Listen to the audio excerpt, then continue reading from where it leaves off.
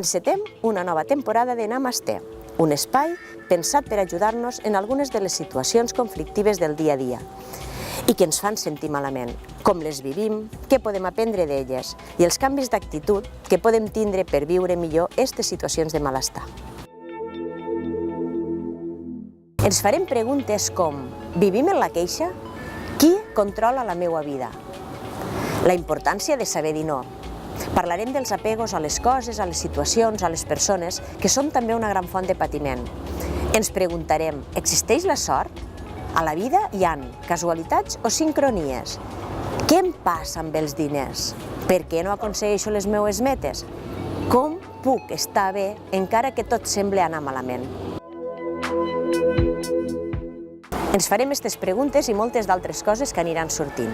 Veurem què s'amaga detrás d'aquestes preguntes, d'aquestes situacions que vivim i com, només pel fet de posar-hi consciència, ja hem fet un primer pas molt gran cap a la seva solució.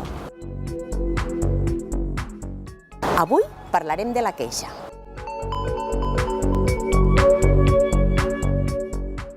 Vivim en la queixa? Ens queixem de tot, del temps, si plou, si fa vent, de la feina, de la parella, dels polítics. Però canvia alguna cosa queixant-nos? Evidentment que s'han aconseguit grans millores a nivell social a través de la queixa. Però avui parlarem de la nostra queixa quotidiana, del nostre dia a dia. Observar de què ens queixem ens pot ajudar a situar-nos en com estem o què ens està passant.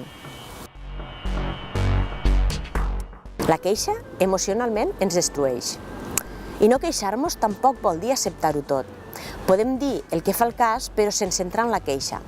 Per exemple, si un dia ens serveixen un plat de sopa massa freda, podem cridar al cambrer i dir-li: «Esta sopa no es pot menjar». O també podem demanar-li: «Em pots escalfar la sopa que està massa gelada?» Estem fent el mateix, però d'una manera més assertiva. Al queixar-nos, esperem que els altres ens donen o facin allò que volem.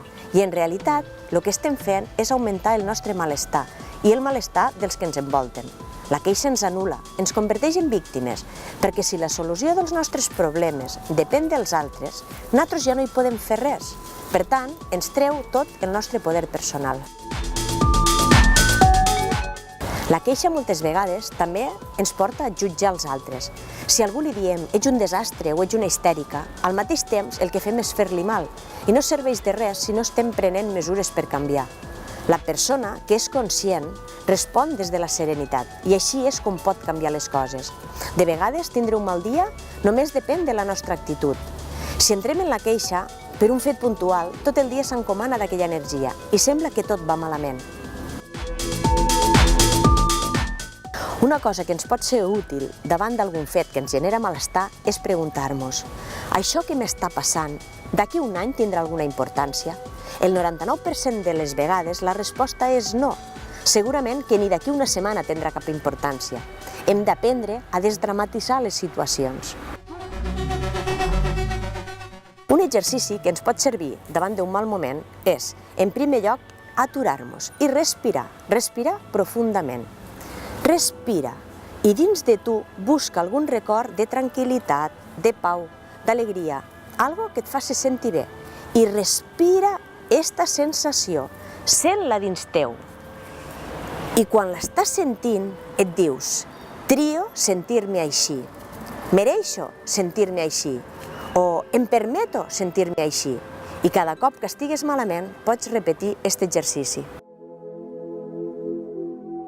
És molt important on posem l'atenció.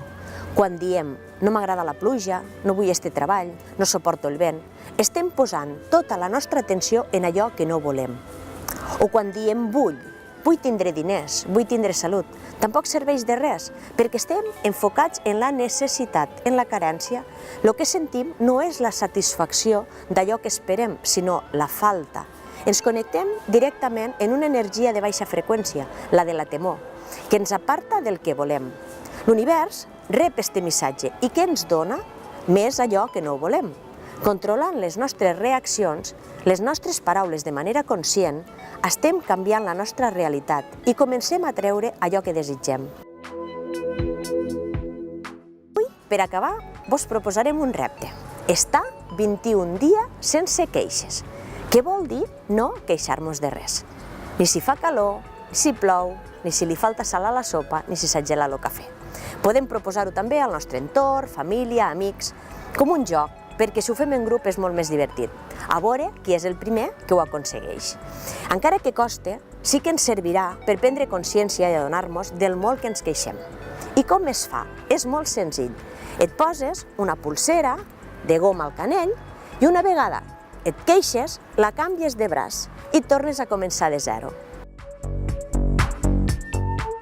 Ja ens anireu explicant com va el repte. Si tens algun comentari, ho pots fer a través de la nostra web www.carmesabater.com. Una abraçada i fins al proper programa.